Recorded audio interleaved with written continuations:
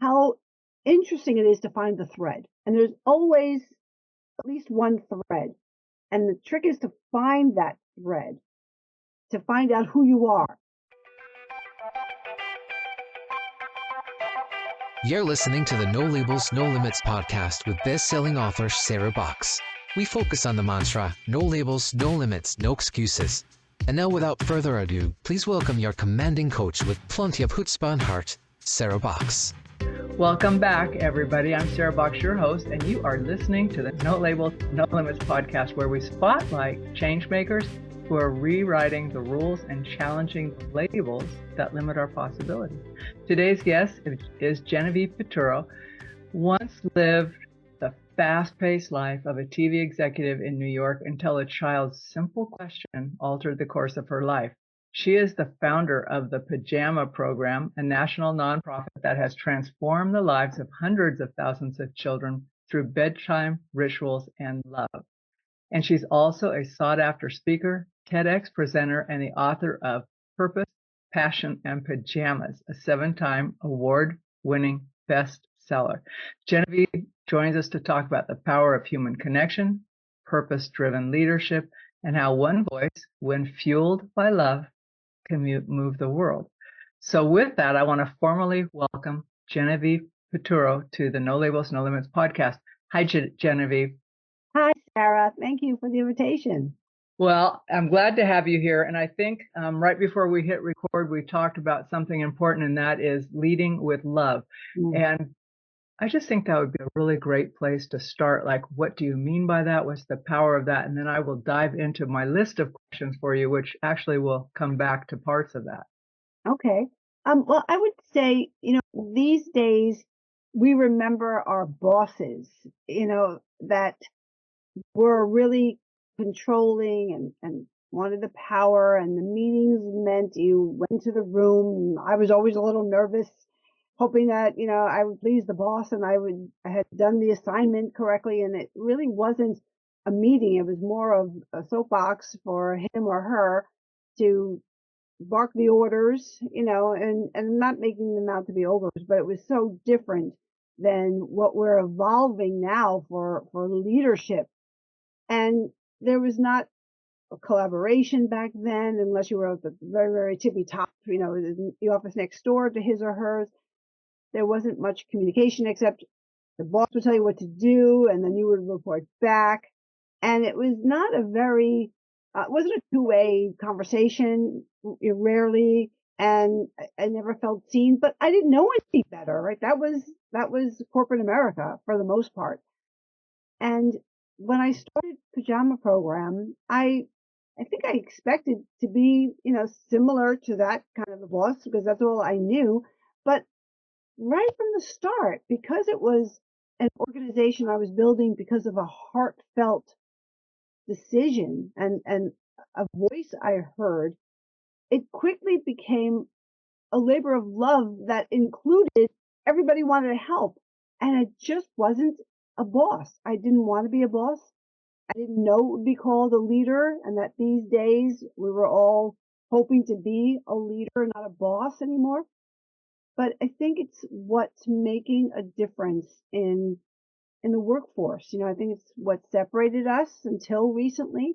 And I think as we're becoming more aware of how success really happens, and I say it's not the power of one that changes things, it's the power of one another that moves mountains and moves people.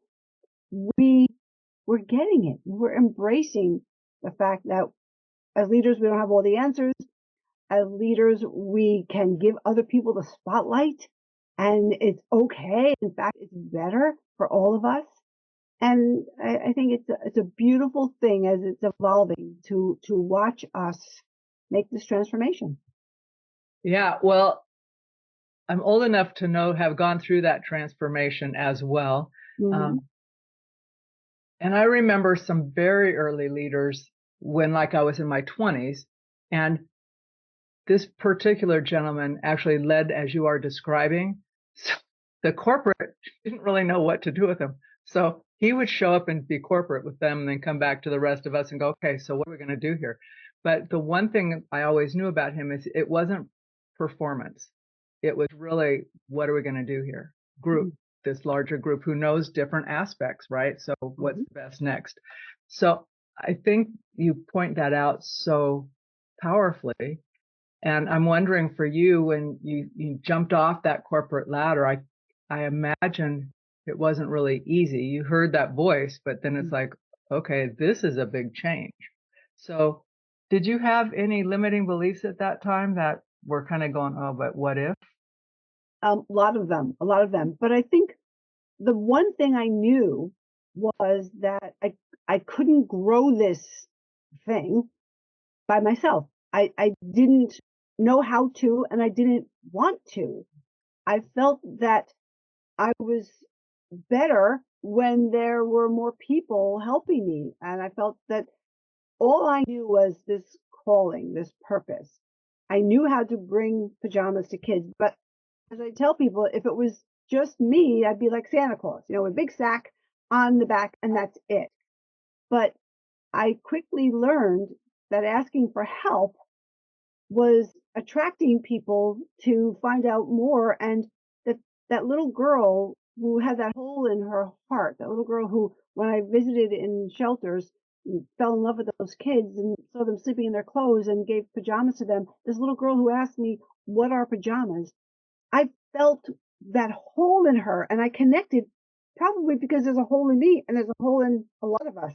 Absolutely. And that was eye-opening. I realized that this is a world where we're connected, and if we choose to ignore that, which I think was the old way of running companies, then we're doing ourselves a disservice, and we're keeping more love and more beauty and more success from each other. So go into the nuts and bolts of your organization and how it's gone from just being you, Santa Claus sack, to this group who share your vision and want what you have, the mission that you have set upon, who want to stand up and help you in that. What are you guys doing? Well, I ran the Pajama Program for the first 20 years and grew it from the Santa Claus part of me to 8 million pajamas and books. And after the 20 years of being the executive director and people asking for some guidance and how they could maybe make a change in their lives, and I wanted to write my books and I wanted to speak and inspire people. So I passed the baton, the executive director, to a woman, Jamie, who was one of our board presidents, and she's been doing a great job these last 5 years. And so now she's incorporated the whole bedtime experience because it's become so detrimental for all of us, the sleep deprivation.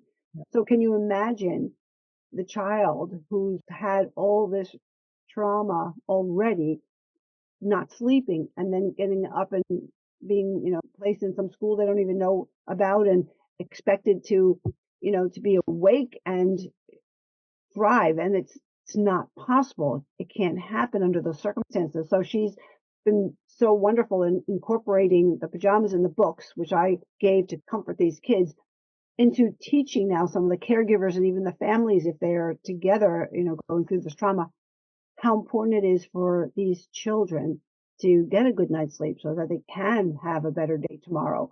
So that's where we are today, 8.5 million now, new pajamas and books and resources for these children and the people who are caring for them. So I'm very proud of what I started and very proud of what Jamie is continuing.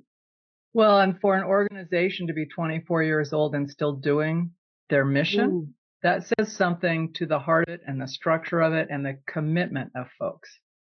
The alignment, I guess, is what I would say. Yeah, that. I think sadly, because we're in a place where we don't feel as connected as we'd like to. We all want to belong. We all have that hole in our heart, and I think we've seen it a lot. In the last several years, certainly through COVID, we were considering our choices and had to rediscover ourselves. I think that vulnerability is a big part of love and of acceptance and of belonging, and I think we share that more openly now, and certainly It's evident in organizations that are growing, that have a heartfelt purpose. When you work with organizations and you're speaking and you use your books to help them, so what are the commonalities of the organizations who are able to apply the approach and philosophy that you inherently have in your heart with this work? I think the key is the team. I think it's the cohesion. I think it's the collaboration. I think everybody wants to feel, if people are coming with their hearts, not just their heads, not just their experience or their goals, but they're coming with their heart because they feel connected to the organization or the purpose. I think that's very important for both them and those who are hiring them and those who are leading them to recognize and to embrace that and to really open the door to communication. A leader can't be afraid to say, I have no idea what to do. If I had a nickel for every time I went to my team, sat at the table and said, I have no idea what to do, I would be a rich woman. And I think that gives people permission to be there with their heart on the sleeve on their table, because they're there and they want to make a difference. First and foremost, we want to impact other human beings. We want to make the world a better place. So you don't want people to feel stifled. You want people to express, how about this idea? Because this makes me so excited, and I know it would make other people so excited. And chances are it does make a lot of people excited, their idea.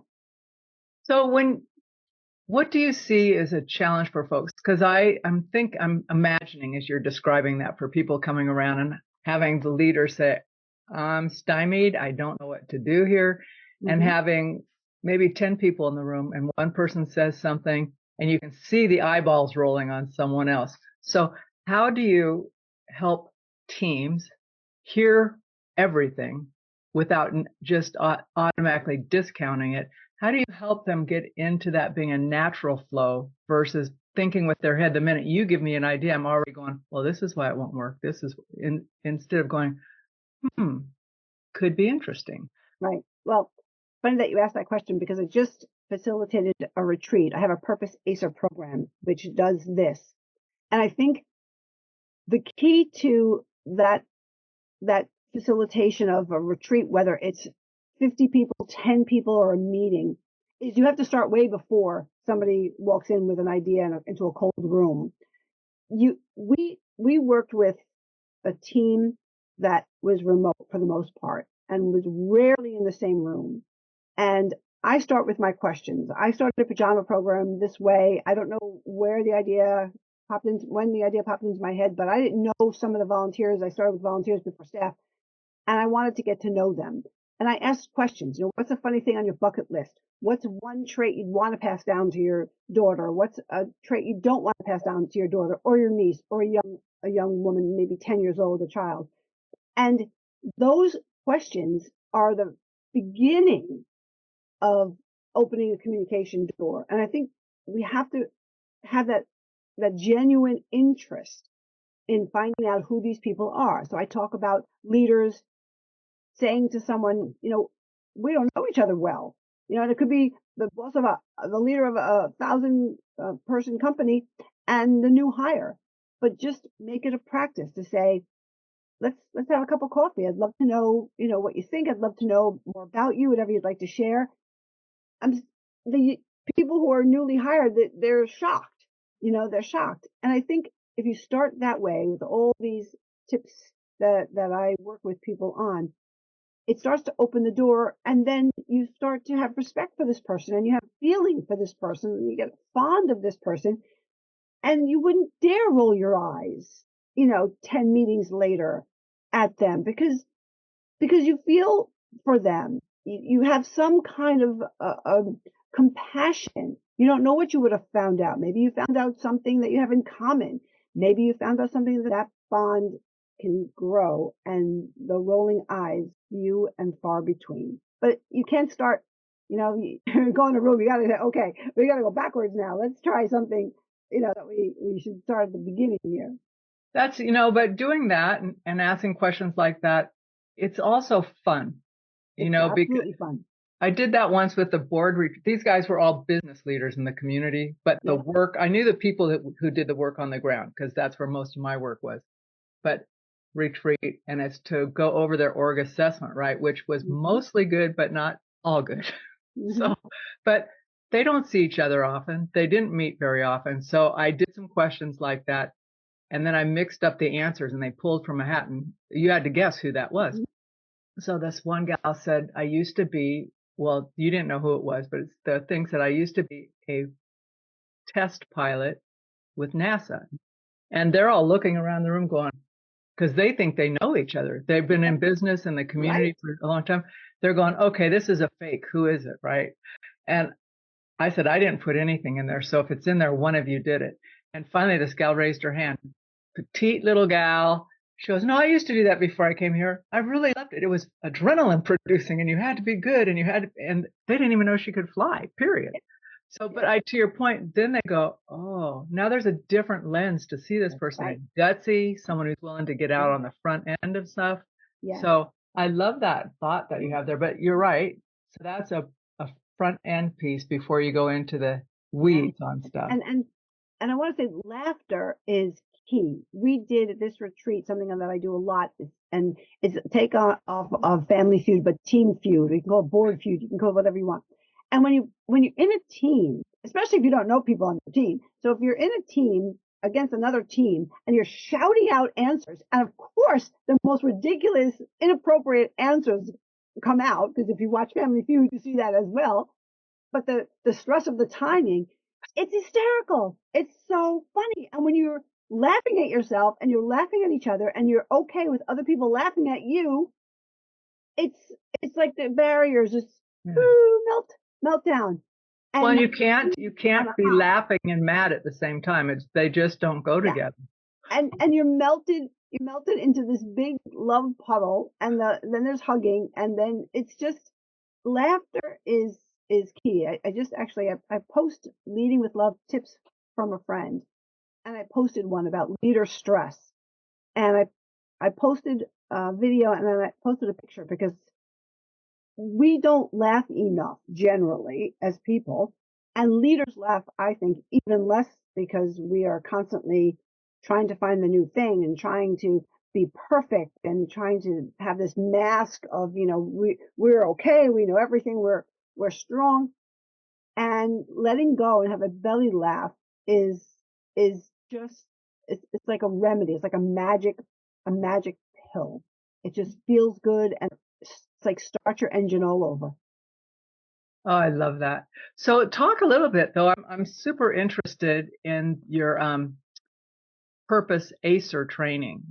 How that is, how you work with folks, your master classes, because it sounds super valuable. I came up with purpose ACER because people were asking, how did you grow the organization, and how did you have a team that stayed for years and years and hit these milestones?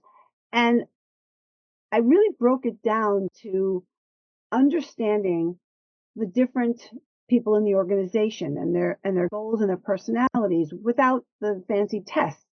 So I work with a leader, and I work with the leader's goals and vision and whys, the purpose, and what happened to make you open a box company, Sarah, or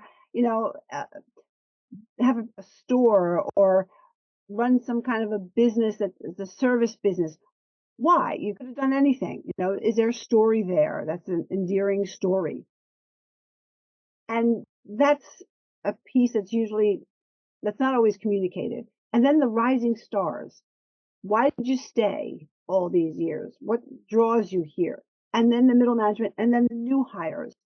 And it's amazing when you break it up into groups of people that have come under different circumstances, are in a different place in the organization, how interesting it is to find the thread. And there's always at least one thread. And the trick is to find that thread, to find out who you are. And at the retreats, I do this too. And it takes sometimes over 2 hours, but with whiteboard or poster board and a magic marker, I'm asking them to give me ideas of one word of who you are as an organization are. And it's crossing out, it's putting up new words, it's crossing out, it's grouping them together until you get one word that everyone agrees. And believe it or not, everybody usually agrees on the one word. And then it's like, wow, that's who we are, that we all came to this. And it's the same with Purpose Acer. You find that thread that everybody feels that they want to be holding. And it's just again bonding, and everybody can now find a way to contribute, to listen, to offer, because they realize they're all together on this one thing they want to impact the world with. How have you seen, after folks get the thread, I'm just going to say the thread, say it's a year or so later, what have you seen change with those organizations? Well, the respect, the bonding and the respect, that always happens, because if it doesn't, somebody leaves, right? I mean, we can do this and it can grow. And for the most part, people find their place and they stay for a long time. I don't know how many people stay for the Golden Watch anymore, if that's even a thing, but they stay and they found meaning and they found a home. They might have goals to move on, and it might or might not be possible where they are, but that's okay, because there's respect. And if somebody is there for a while, when they leave, that's intact. The respect and the well-wishing. It's not a disruptive, It's not a turbulent betrayal. time, and it's not a betrayal. Exactly, Sarah. It's natural, and it should be. No one should be held back. I hated when people left, but I wanted them to, and I helped if I knew that they wanted to move on. So I think that's the key. We all want to be seen and heard. We all want to be respected. We all want to celebrate together. We all want to feel that we might be able to help. If the leader says, like I said many times, I have no idea what to do next, somebody help, somebody, anything, just shout out ideas, anything. And some ideas really worked well that I never would have thought of, or even at first hearing about it, my reaction was that it'll never work, and I was wrong. And I think that whole scenario should be natural. Yeah, I'm thinking of one organization in particular where they have that piece, that thread, and it's evolved over time. But they're one organization that people want to hop. They'll come up to the leader and say, I want to leave my job. Do you have any openings over here in your place? Because they're connected to another organization. Yeah. You know, they're side by side organizations in a way. Yeah. And she goes, not right now. But she goes, I'm not trying to grow that big. And I said, they want your environment and the camaraderie and the effectiveness, right? Because the team, they genuinely do love each other. They're there for each other. Yeah. And it's definitely top down. You know, if there's a problem, you got to go to the top. Yes. Yeah. So you've spoken and been featured in Oprah, Good Morning America, and others. What do you think resonates most deeply with audiences when you talk about leading with love? Listening to your heart voice. Again, I have tips about that, because there's so many times you don't know what to do, and your head is where we naturally go first, or it used to be for some of us who've learned the hard way. That's not where you go. I mean, I say to people, point to yourself. Sarah, point to yourself.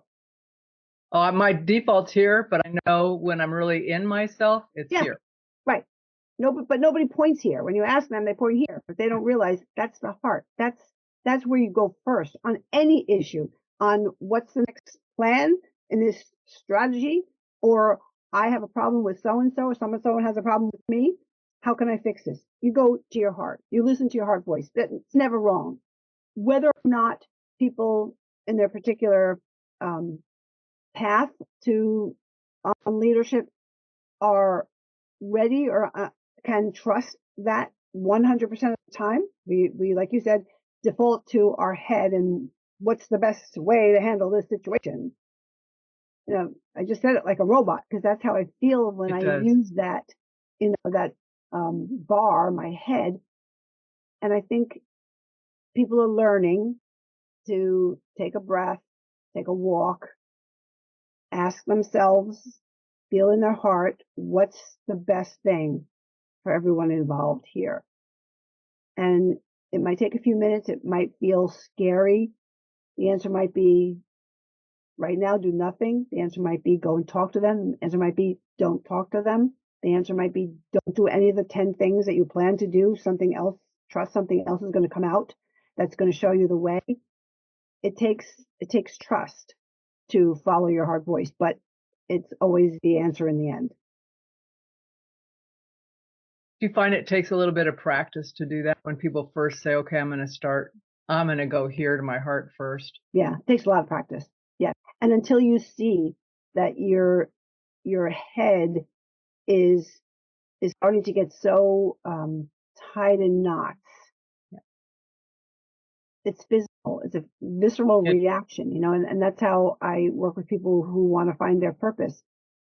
It's how your body answers you. I've interviewed so many people who that really, it's like a flower blooming, right? It's more and more people getting that and expressing it, sometimes expressing it in different ways, but it does come back to that same thing about the heart center.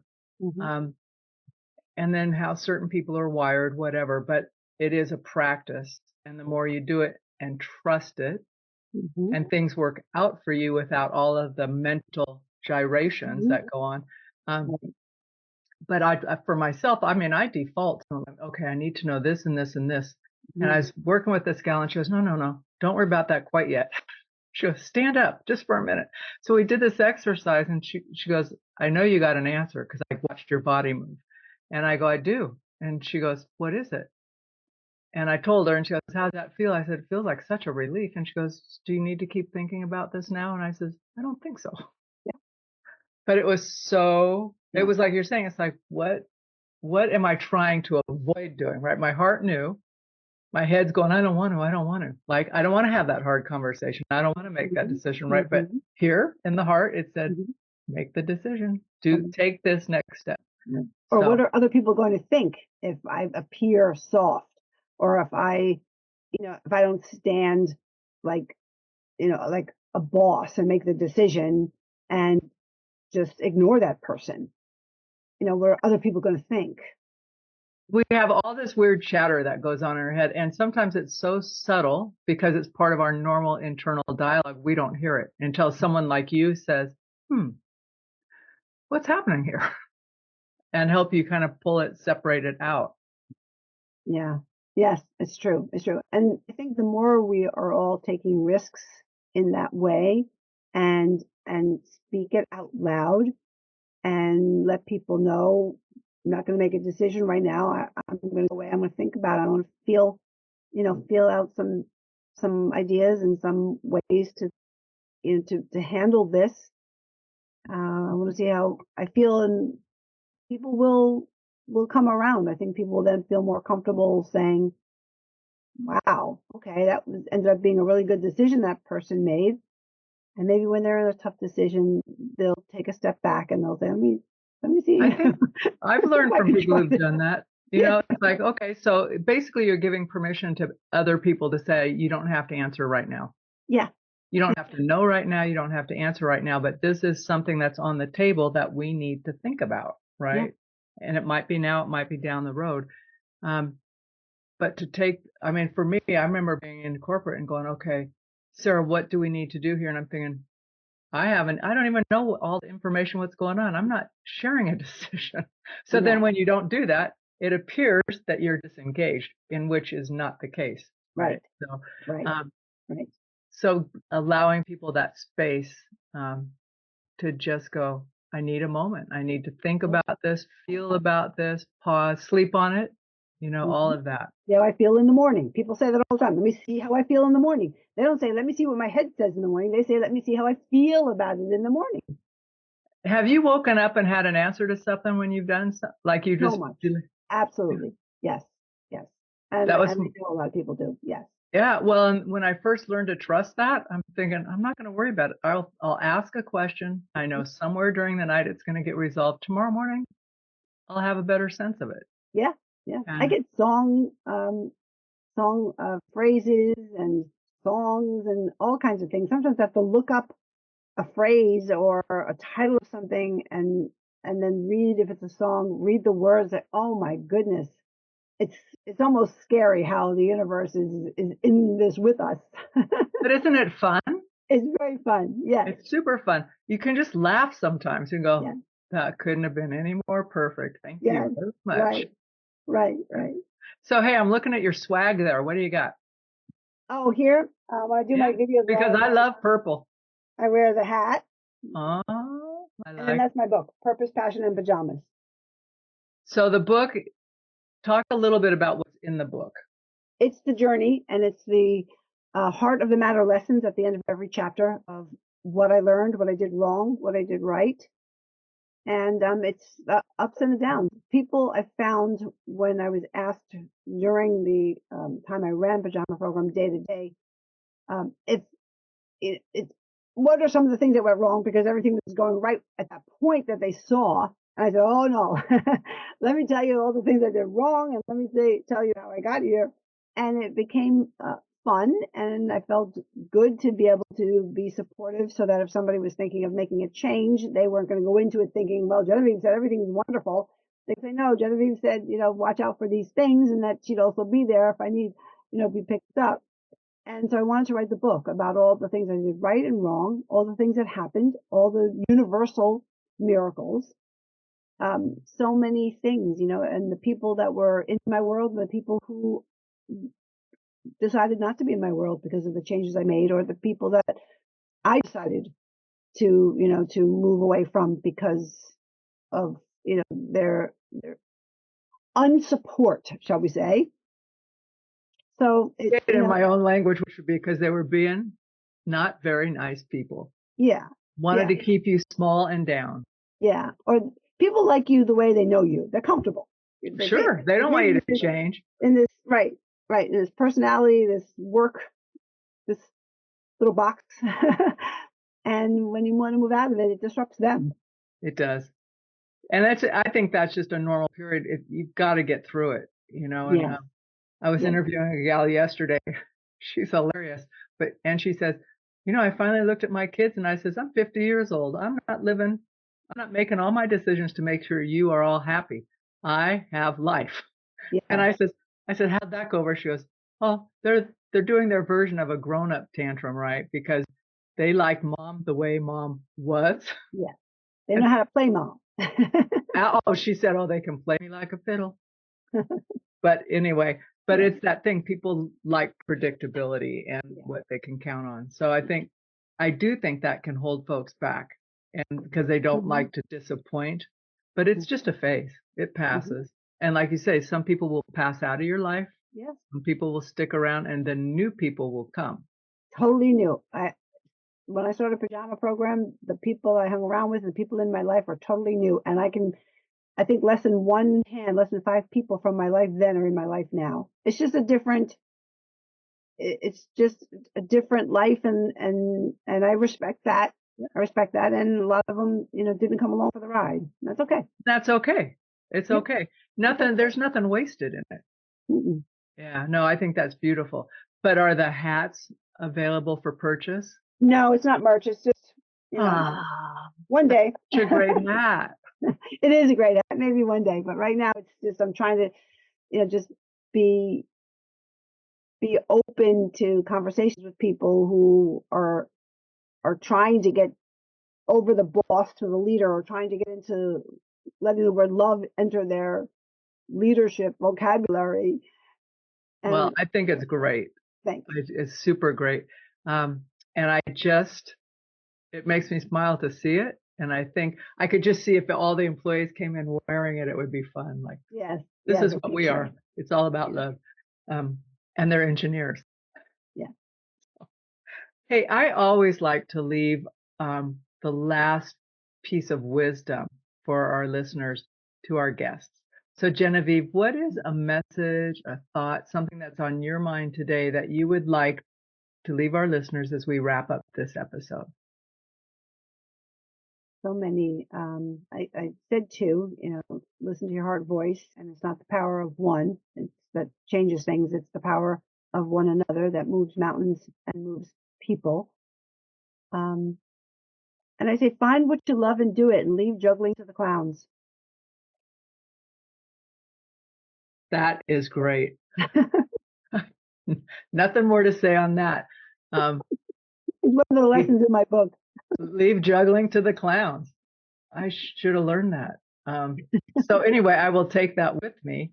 And listeners, if you've enjoyed some of the many pieces, nuggets of wisdom that Genevieve shared today, please share this episode with a friend. Please rate and review it. We will put the links to Genevieve on the show notes. You'll find out where you can get her book. Sadly, not her hat, but if you ever go and put that in merchandise, email me and let me know. I'll purchase. And come back next week for another guest. Thank you very much. Thank you, Sarah. You've been listening to the No Labels, No Limits podcast with best-selling author, change agent, and strategic business coach, Sarah Boxx. You can grab the show notes and find out how to work with Sarah at sarahboxx.com/no labels, no limits podcast. We'd love this podcast to reach as many people as possible. Please remember to rate, leave a 5-star review, and share the podcast with someone you think would get value from this conversation. Till next time, keep taking those daily action steps to align your purpose to your principles and achieve your goals in business and life.